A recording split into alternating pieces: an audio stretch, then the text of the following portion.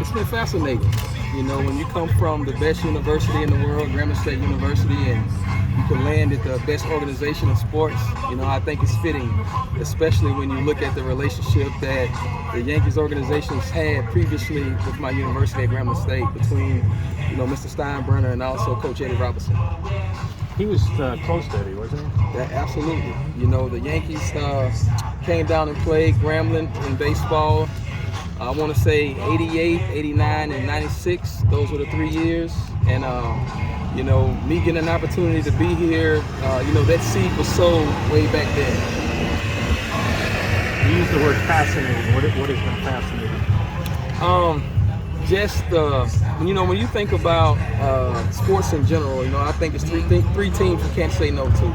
The Lakers in basketball, the Cowboys in football, and of course the Yankees in baseball. Just the classic outfit of the pinstripes, you know, the logo itself, how it's memorable and remarkable. Everybody knows it, you know, correlates with what greatness is, especially when you start counting championships. What is your role exactly? Has it been defined? Yes, I'll be working with outfielders and base runners here in Tampa, here at the complex.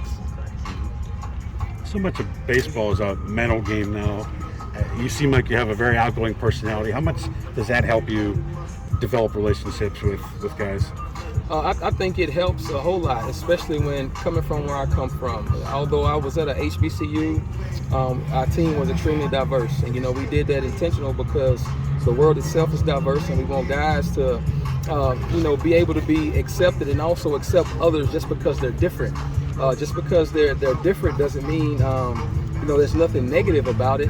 You just, you know, you get to learn somebody, you know, where they come from, how they was raised, you know, just the dynamic that they grew up in makes them unique in a positive way and not different in a negative way. Where are you from? I'm from Cullen, Louisiana.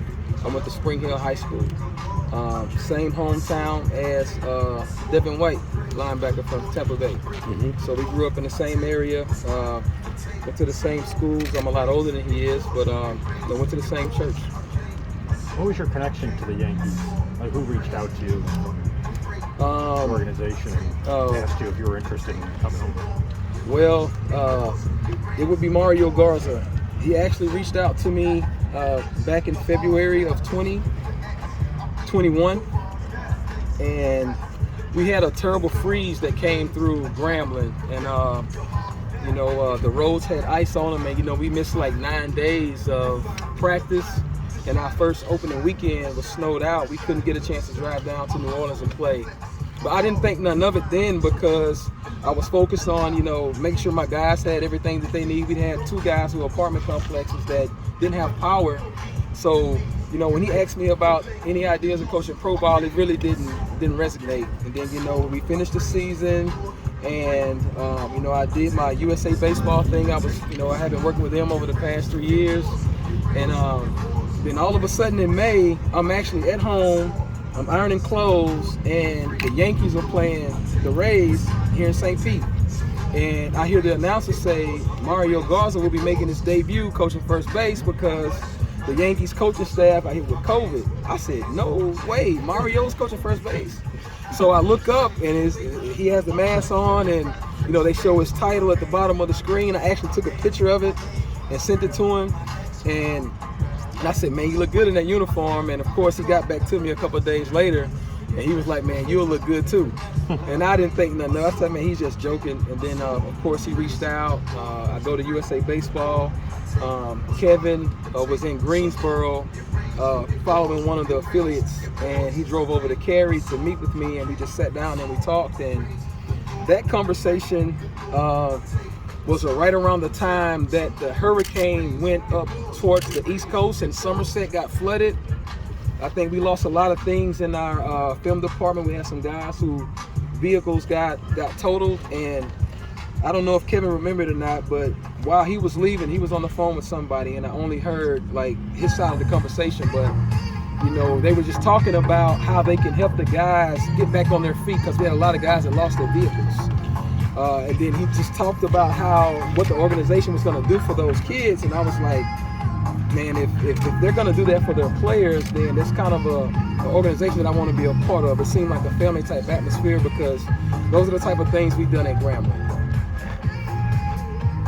You've seen Jason Dominguez. What do you like about his outfield instincts?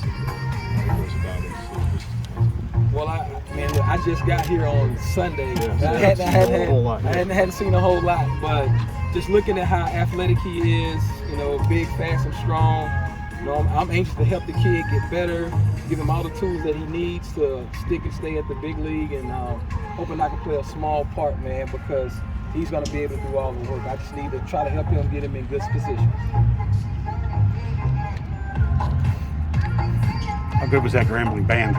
Of the best band in the land. You know, we're the world fame. You got to go up to New York sometime and teach those ground crew to do the YMCA, some of the Grambling Well, bands. you know, it's going to start here. You know, we have an exercise that we call marches for our players. So I know how to march like a drum major, so I can pass it on to them. Are you going to You want to show us right now? Not today. Are you going to work with the Complex League guys and the Tarpons, or just the Complex League? Just the Complex League guys. Okay.